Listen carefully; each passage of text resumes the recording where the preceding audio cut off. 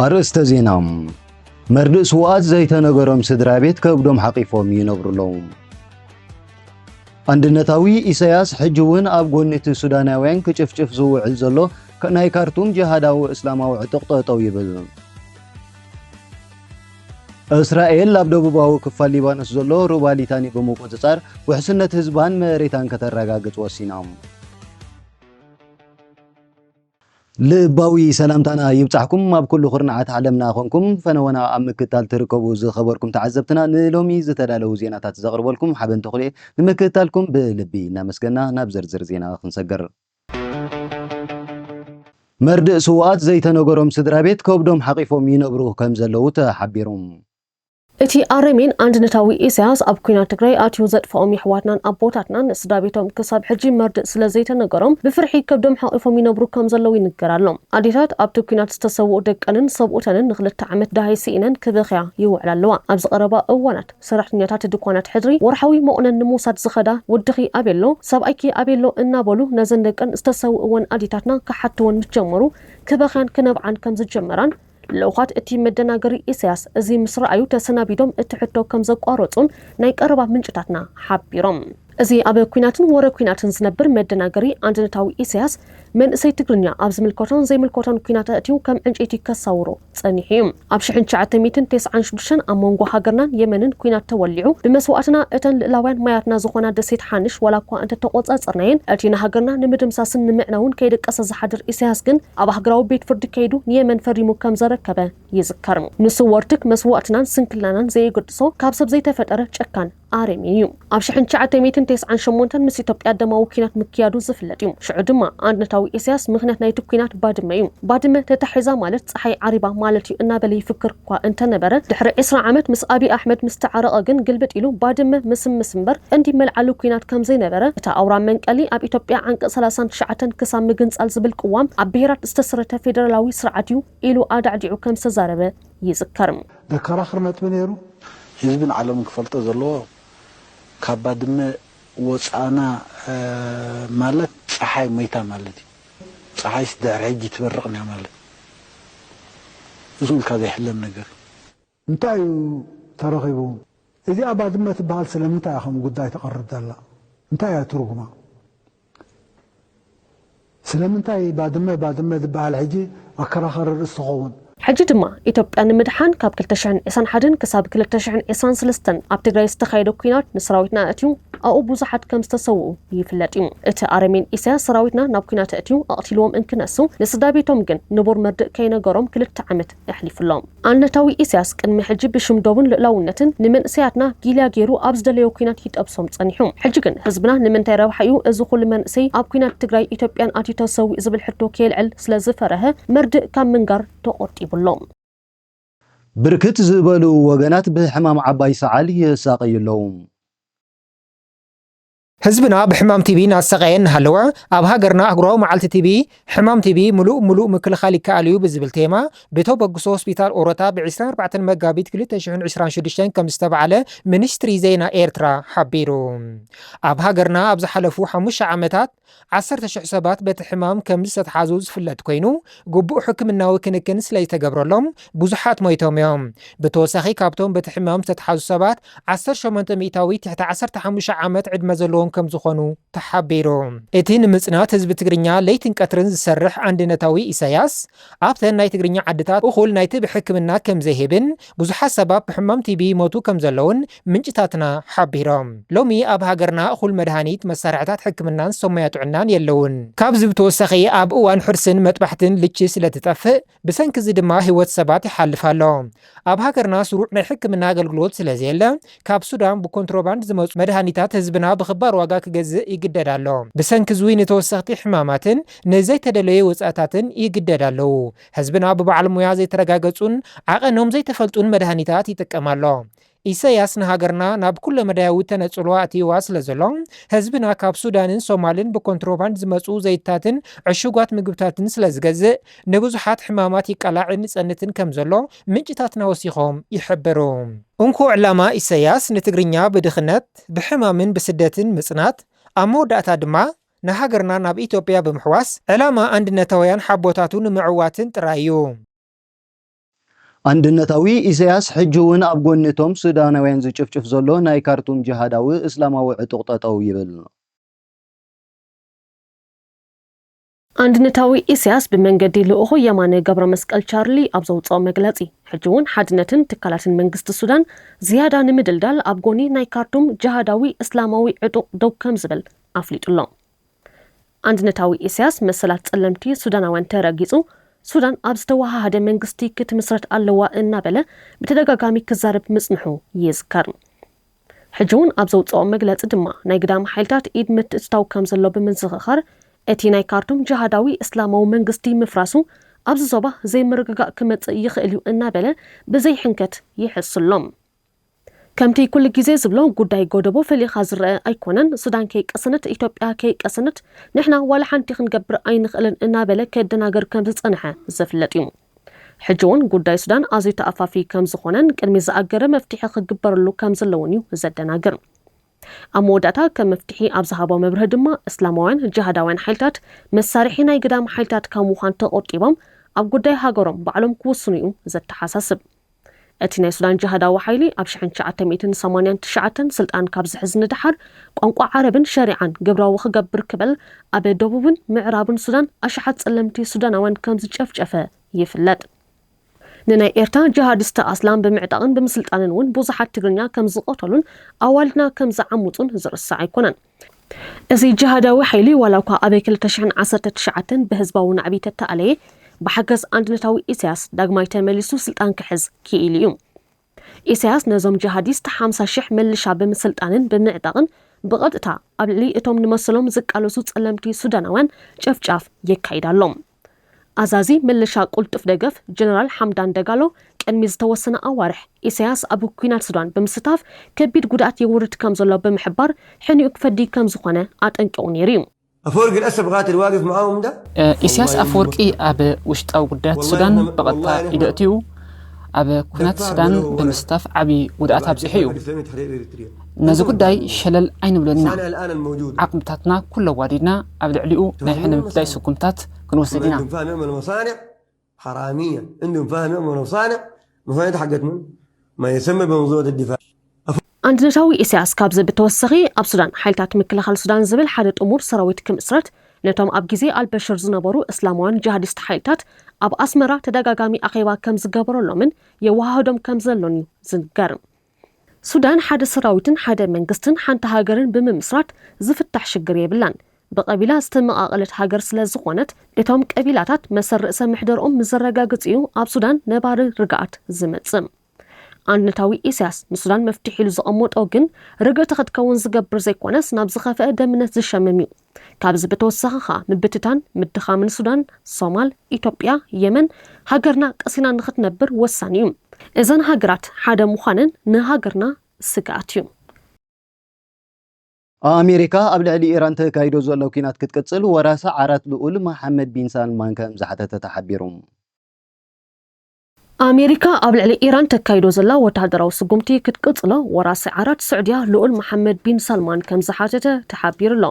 ወራሲ ዓራት ስዑድያ ልኡል መሐመድ ቢን ሳልማን ኣሜሪካን እስራኤልን ኣብ ልዕሊ ኢራን ዘካይዶ ዘለዋ ኩናት ንኽቕጽሎ ድፊኢት ይገብር ከም ዘሎ ኒውዮርክ ታይምስ ጸብጺቡ። ከም ጸብጻብ እቲ ማዕከን ዜና ልኡል መሐመድ ቢን ሳልማን እቲ ኩናት ማእከላይ ምብራቕ ዳግም ከም ብሓድሽ ንምትዕርራይ ታሪኻዊ ኣጋጣሚ እዩ ብምባል ኣሜሪካን እስራኤልን ኣብ ልዕሊ ኢራን ዘካይድኦ ዘለዋ ኩናት ኣሕይለን ክቕጽልኦ ይሓትት ምህላው ኣብቲ ጉዳይ ቅርበት ዘለዎም ሰባት ሓቢሮም። ካብዚ ብተወሳኺ ልኡል መሐመድ ቢን ሳልማን ናብ ፕሬዚደንት ኣሜሪካ ዶናልድ ትራምፕ ኣብ ዘቕረቦ ሕቶ ኢራን ኣብቲ ዞባ ቀጻሊ ስጋኣት ፈጢራ ከም ዘላ ብምግላጽ እቲ ሕጂ ዘሎ ኣኽራሪ መንግስቲ ቴህራን ሙሉእ ብምሉእ ክሳብ ዝእለ ኣሜሪካ ትወስዶ ዘላ ወታደራዊ ስጉምቲ ክትቅጽል ምሕታቱ ሓቢሩ። ብኻልእ መዳይ ቀዳማይ ሚኒስተር እስራኤል ቤንያሚን ኔታንያሁን ኣብ ውሽጣዊ ጉዳያታት ጥራይ ዝተጸመደት ዝወደቐትን ዝተዳኸመትን ኢራን ምፍጣር ከም ዓብ ዓወት ከም ዝወስዶ ኣረዲኡሎም። ብወገን ስዑድያ ግን ዝወደቐት ወይ ዝፈረሰት ኢራን ንባዕላ ቀጥታዊ ናይ ድሕነት ስጋኣት ክትከውን ከም እትኽእል እያ ትሕብር ዘላ። እቶም ምንጭታት ከም ዝሓበርዎ ትራምፕ ኣብቲ ዘተ ነቲ ወጥሪ ንምዝሕሓል ከም ዝደሊ ይመስል ዋላ እኳ እንተነበረ ብኣንጻሩ ልኡል መሐመድ ቢን ሳልማን ግን ነቲ ውጥረት ንምዝሕሓል ዝግበር ጻዕሪ ብምቁዋም ንመንግስቲ ኢራን ንምድኻም ኣብ ልዕሊ ትሕቲ ቅርጽታት ጸዓት ኢራን ተወሳኺ መጥቃዕቲ ክካየድ ድፊኢት ይገብር ከም ዝነበረ ተሓቢሩሎም። ብዛዕባ እዚ ዝተሓተተት ወሃቢት ቃል ኣባል ዋይት ሃውስ ካሮሊን ሌቪት ብወገና ብዛዕባቲ ምስጢራዊ ዘተ ፕሬዚደንት ዶናልድ ትራምፕ ዝምልከት ሓበሬታ ካብ መሃብ ተቆጢባላ ኢራን ንዞባ ማእከላይ ምብራቅ ንምዕብላል ንሃገራት ስዑድያ ኢሚሬት እስራኤል ሕማም ርእሲ ኮይና ከም ዝጸንሐት ይፍለጥ እቲ ናይ ምዕብላል ድሌታ ክውን ንምግባር ድማ ኣብ የመን ንጅሃዳዊ ሕቲ ኣብ ሊባኖስ ንጅሃዳዊ ህዝቡላህ ኣብ ፍልስጤም ንጅሃዳዊ ሓማስ ከተዕድቕን ከተሰልጥንን ጸኒሐ ንሃገርና ንምድኻውን ንቀቢላታት የመን ብምዕጣቕ ካብ 5 ክፍለ ዘመናት ሒዛ ከተሰልጥንን ከተዕድቕን ጸኒሐ ሕልጅውን ሽበራዊ ሕቲ ብምዕጣቕ ንጸጥታን ንግዳዊ ምንቅስቓስ ቀይሕ ባሕሪ ዘሪጋ ትርከብ እዚ ከምዚሉ እንከሎ ግን እቲ ወርትክ ሃገርና ንምድምሳስ ንምዕናው ዓጢቑ ዝተበገሰ አንድነታዊ ኢሳያስ ምስ ታሪኻዊት ጸላኢትና ዝኾነት እስላማዊት ኢራን ተሰሊፉ ይርከብ ቻይና ካብ ኩናት ማእከላይ ምብራቅ ኣገዳሲ ረብሓ ንምርካብ ብምሕሳብ ኣብ ዕድላት ተቋምት ቻይና ንሸቐጣታ ዕዳጋ ንምርካብን ጠለብ ፀዓት ንምምላእን ምስ ከም ስዑድያ ኢማራትን ኢራቅን ዝበለ ሃገራት ወሽመጥ ዓረብ ስጡም ዝምድና ንምፍጣር ጻዕርታት ትገብር ምህላዋ ተሓቢሩ ቻይና ምስ ሃገራት ወሽመጥ ዓረብን ምስ ኢራንን ወሳኒ ሽርክና ከም ዘለዋ ኣብ ትካል ቁጠባን ፖለቲካን ኣካዳሚ ማሕበራዊ ሳይንስ ቻይና ተመራማሪ ዘኦሄይ ይሕብር ደብዳብ ኣሜሪካን እስራኤልን ኣብ ልዕሊ ኢራን ስዒቡ ኢራን ሃገራት ወሽመጥ ብምድብዳብ ኣብ ትሕዝቶታት ኣሜሪካ ጸቕጢ ንምፍጣር ኣብ ዝፈተነትሉ ግዜ ሽርክና ቻይናን ሃገራት ወሽመጥ ዓረብን ዝያዳ ከም ዝበረኸ ፋይናንሻል ታይምስ ሓቢራ እታ ሃገር ነቲ ተጀሚሩ ዘሎ ኩናት ኣመልኪታ ኣሜሪካን እስራኤልን ኮኒና እኳ እንተነበረት ኣብ ልዕሊ ኣሜሪካ ቀጻላይ ነቐፌታ ካብ ምቕራብ ምድሕርሓራ ናብ ተነጽሎ ካብ ዘእትው ነገራት ንምሕራን ከም ዝኾነ ሓበሬታ ፋይናንሻል የነጽር ትራምፕ ምስ ታይዋን ዘለዎ ርክብ ካብ ካልኦት መራሕቲ ኣሜሪካ ዝነከየ ምዃኑ ቻይና ኣሜሪካ ንታይዋን ትገብሮ ደገፍ ኣብ ምንካይ ከም እወንታዊ ነጥቢ ከም ትርእዮ እውን ይሕበር ካብዚ ብምጋስ ኣሜሪካ ኣብ ልዕሊ ኢራን ትገብሮ ዘላ መጥቃዕቲ ቻይና ኣብ ታይዋን ዘለዋ ናይ ግዝኣት ይግባኣኒ ሕቶ ኣብ ከይዲ ንምዕዋት ከም ሓደ ምእመንነት ኮይኑ ከገልግላ ከም ዝኽእል ገለ ተንተንቲ ይሕብሩ ቻይና ምስ ዋሽንግተን ቀጻሊ ኣብ ትገብሮም ክልተኣዊ ዲፕሎማስያዊ ልዝባት ልዑል ጸብለልታ ንምርካብ ከም ዘኽእላ ኣብ ትካል ምርምር ዲፕሎማስን ጉዳያት ወፃእን ተመራማሪ ቻይናን ማእከላይ ምብራቕን ገዳሊ ኣፍተርማን ኣብሪሁ ካብዚ ብተወሳኺ ቻይና ካብታ ብኹናት ትናወፅ ዘላ ኢራን ልዑል መጠን ዘለዎ ነዳዲ ክትረክብ ከም ዘኽእላ ኣፍተርማን ወሲኹ ይሕብር ገለ ሃገራት ቻይና ትኽተሎ ናይ ቁጠባ ሞዴል ንቐጻሊ ዕቤትን ኣገዳሲ ከም ዝኾነ ብዛዕባ መጻኢ ዕድልን ኣብ ዝጥምታሉ ግዜ ክግንዘባ ከም ዝኽኣላ ይሕበር ይኹን እምበር ኣሜሪካ ኣብ ኢራን ተካይዶ ዘላ ኩናትን ንፕሬዚዳንት ቬንዙዌላ ካብ ስልጣኑ ብሓይሊ ብምውራዳን ቻይና እገዳ ካብ ዝተገብረሎም ሃገራት ረኽቦ ዝነበረት ሕሱር ዋጋ ፀዓት ክትስእን ከም ዝገበራ ገለ ተንተንቲ የነጽሩ ቻይና ብሕሱር ዋጋ ነዳዲ ክትረክብን ብቁጠባ ኣብ ልዕሊ ኣሜሪካ ጸብለልታ ክትሕድርን ዝኽኣለት ብሰንኪ ናይ ዋሽንግተን ፖሊሲ ከም ዝኾነን ትራምፕ ኣብ ኢራንን ቬንዙዌላን ዝወሰደ ስጉምቲ ነዚ ንምትራፍ ምዃኑን ባዕልሙያ ፀዓት ኣካዳሚ ድሕረ ምረቓ ሓይሊ ባሕሪ ኣሜሪካ ብረንዳ ሻፈር የብርህ ኣሜሪካ ንሓለዋ ሶውራ ካብ ስልጣኑ ንምእላይን ኣብ ነዳዲ ኢራን ኣንቢራቶን ዝነበረት እገዳ ንምልዓልን ኣብ ኢራን ተካይዶ ዘላ ኩናት ብዝተነውሖ ቁፅሪ ቁጠባ ኤስያ ሓድሽ ሚዛን ክሕዝ ክገብር ከም ዝኾነ ተንተንቲ የነጽሩ ቻይና ካብ ኩናት ማእከላይ ምብራቕ ትረኽቦ ረብሓ ይኹን ኪሳራ ብዘየገድስ ሕጂ ረብሓኣ እቲ ኩናት መዓስ ብቕጽበት ደው ይብል ናብ ዝብል ጉዳይ ክመጽእ ከም ዝተገደደ ኣብ ሲንጋፖር ኣብ ዝርከብ ኣካዳሚ ኣህጉራዊ ጽንዓት ራጃ ታድራም በዓል ሞያ ጉዳያት ቻይና ጄምስ ቻር የነጽር እቲ ኩናት እናተወንሐ እንተኸይዱ ይብል እቲ በዓል ሞያ ኣሜሪካ ኣብ ኢንዶ ፓሲፊክ ዘለዋ ጽልዋ ክንኪ ይገብር እዩ ትራምፕ ኣብ ዘወርሒ ናብ ቻይና ዑደት ንምግባር ሒዝዎ ዝነበረ መደብ ብሰንኪ እቲ ኩናት ከም ዝሰረዞ ይዝከር ቻይና ምስ ማዕበል ሃገራት ቁጠባውን ንግዳውን ሽርክና ንምፍጣር ልዑል ድሌት ከም ዘለዋን ዝያዳ ኣብ ሰደድ ዝተደረኸ ቁጠባ ውሽጢ ዓዲ ቻይና ጸቕጥታት ይገጥሞ ከም ዘሎን ምሁራት ስነ ቁጠባ የገንዝበለው ኣብታ ካብተን ዝለዓለ ኣቕርብቲ ነዳዲ ሃገራት ሓንቲ ዝኾነትን ዝያዳ ኣብ ሰደድ ዝተደረኸ ቁጠባ ዘለዋን ቻይና እቲ ኩናት ኣብ ኣፎርታ ቁጠባዊ ጸቕጥታት ከስዕብ ከም ዝኽእል እውን ይሕበር ኣሎ እስራኤል ኣብ ደቡባዊ ክፋል ሊባኖስ ዘሎ ሩባ ሊታኒ ብምቁጽጻር ውሕስነት ህዝባን መሬታን ከተረጋግጽ ወሲና ሚኒስተር ካተስ ምስ ላዕለዎት ወታደራዊ መራሕቲ ኣብ ዘካይዶ ኣኼባ ሰራዊትና ነቶም ዝተረፉ ድልድላት ክሳብ ሩባ ሊታኒ ዘሎ ናይ ጸጥታ ዞባ ክቆጻጸር እዩ ኢሉሎም እዚ ሩባ እዚ ካብ ደቡብ እስራኤል 30 ኪሎ ሜትር ርሒቑ ዝርከብ ኮይኑ እስራኤል ነዚ ስጉምቲ እዚ ከምቲ ኣብ ጋዛ ዝተጠቐመትሉ ቅዲ ብምምስሳል ኣብ ጥቓ ዶብ ዝርከብ ኣባይቲ ብምፍራስ ንሰሜናዊ ከባቢታት ካብ ስግኣት ነፃ ንምግባር ዝዓለመ ምዃኑ ሓቢሩ ብተወሳኺ ኣባል ዓቃባዊ ሰልፊ እስራኤል ሚኒስተር ፋይናንስ በዛልን ሲሞትሪች እስራኤል ነቲ ክሳብ ሩባ ሊታሊ ዘሎ መሬት ሊባኖስ ብወቅዒ ምስ መሬታ ክትሕውሶ ከም ዝግባእ ትማሊ ሶኒ ሓቢሩ ምንባሩ ዝዝከር እዩ እዚ ዳርጋ 10 ካብ 100 መሬት ሊባኖስ ንምቁፅጻር ዝዓለመ ስጉምቲ እስራኤል ንደቡባዊ ሊባኖስ ክሳብ ሩባ ሊታኒ ክንቆጻጽር ኢና ምባላ ወተሃደራዊ ጥራይ ዘይኮነ ጂኦፖለቲካዊ ለውጢ ንምምጻእ ትቀዳደም ከም ዘላ ዘርዲ እዩ ንህዝቦም ዝሓስቡ መራሕቲ ኩናት ናብ ማእከል ዓዶም ከይልሕም ዓሊሞም ደባቶም ብምስፋሕ ይከላኸልዎ እስራኤል ኣብ ዶባታ ዝርከቡ ዜጋታታ ውሕስነት ጸጥታኦም ንምርግጋጽ ናብ ዶባት ሶርያ ሊባኖስ ኣትያ ክትዋጋእ ምጽንሓ ይዝከር ሕጂ ድማ ካብ ሽበራው ህዝቡላህ ንዝመጽእ ስጋኣት ብቀዋሚ ንምግታእ ሩባ ሊታኒ ኣብ ትሕቲ ግዛት እስራኤል ከኣቱ ገለ ሃገራውያን ኣይሁድ ጎስጓስ የካይድሎም እስራኤል ነዚ ዞባዚ ንምሓዝ ዕላማ ምግባራ ንብዙሓት ረብሓታት ከም ዝውዕል ዘተሓሳሰበ ኮይኑ ገለ ካብቶም ቀንዲ ረብሓታት ድማ ቀዳማይ ማይ ውሕድ ኣብ ዝኾነሉ ዞባ ማእከላይ ምብራቕ ዓብይ ወሳኒ ሓይሊ ይህባ ካልኣይ ብኣውርኡ ድማ ካብ ህዝቡላህ ዝውንጨፉ ሓፀርቲ ርሕቀት ዘለዎም ሮኬታትን ጸረ ታንክን ሚሳይላትን ንኸተማታት እስራኤል ከይሃርሙ ትከላኸሎም ፑቲን እውን እቲ ናይ ኔቶ ሰራዊት ናብ ዶባቱ ከይተጸግዐ እንከሎ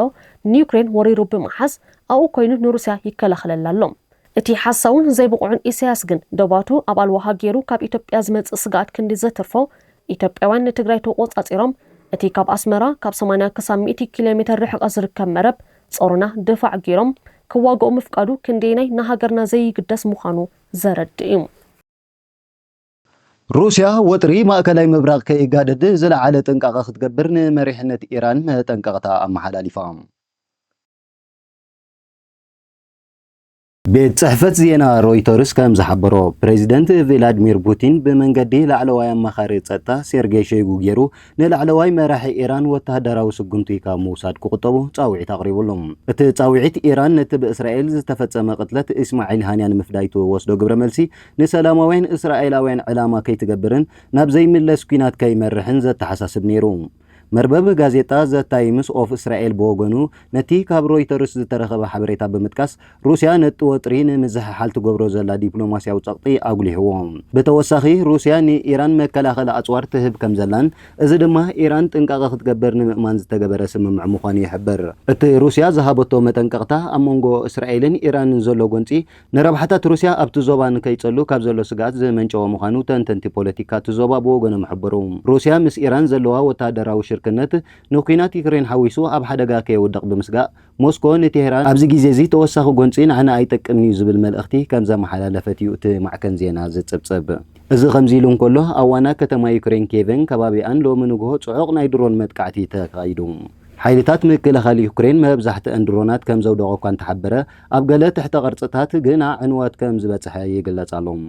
በአንጻሩ ሩሲያ ዩክሬን ናብ ውሽጣዊ ግዛእታዊ ሩሲያ ዝተወንጨፈት ድሮናት ከም ዘፍሸለት ሓቢራ በዚ መሰረት ሩሲያ ቆላሕትኣን ሓይላን ኣብ ዩክሬን ጌራትሎ ኣብ ዘላ እዋን ኣብ ማእከላይ ምብራቕ ሓድሽ ናይ ኩናት ግንባር ክኽፈታ ኣይትደልን እያ ኩናት እንተተላዒሉ ኣሜሪካ ኣብቲ ዞባ ዘለዋ ወተሃደራዊ ጽልዋ ክውስኽ ስለ ዝኽእል ሃገራት ኤውሮፓውን ኣብቲ ኩናት ክሳተፋ ስለ ዘገድድ እዚ ድማ ንሩስያ ኣብቲ ዞባ ዝነበራ ጸብለልታ ናብ ምድካም ከምርሕ ይኽእል እዩ መስመር ነዳዲ ቀይሕ ባሕሪ ካብ ስጋኣት ነፃ ከም ዘይኮነ ስዑድያ ሓቢራ سعودية نتتعاطي زلو مصاب بهرمز نمتكا كم مبرق نام معرب مسمر نداد بمتكم بمنقديه كيح بحري سدد نداد ولا كون تجمرت وحسكم زي كونت حبيرون التيش حنكلتا 200 كيلومتر نوحد زلو متحلال في مسمر ندادي سعودية أب شحن شعت 200 سمانات بسنك زتولع كينات إيران عراق زهانت أتوقان تخنت بسنكي معصاو مصاب بهرمزغن اندغنا بو سدد كتجبرت جديد لام بسنكتي زكاد زلو دبداباتن أب كيح بحر زلو تأفاف خونتات جن التن مراخب عينن كخدا خمس شجرة يزحبر زلوم أكاديت سرح كريستال إنرجي كارول ناكلي نمعكن زينا بلومبرغ أبز قداي أبز هابت توريتهم كالم تكاتا مقد مهلاو عداقاتات نمهدا حقازي مخانو عردي عام يخون امبر ازوون كاب سقاتنا تاكم زيكون بمتكاس يامبون تي كاب مبراقنا معراب زرقح مسمرن متكاتي انتو وريدوهم توسخ سقات كخون يخيلي بمبالتا تنكاغ زي خبركم تعزبتنا نلوم الزنبور زيناتات هابز زازيمنا لنا نمكتالكم بلبينا مسقنا مسكال أطفنا وخن حدقكم سسنا يتمنينا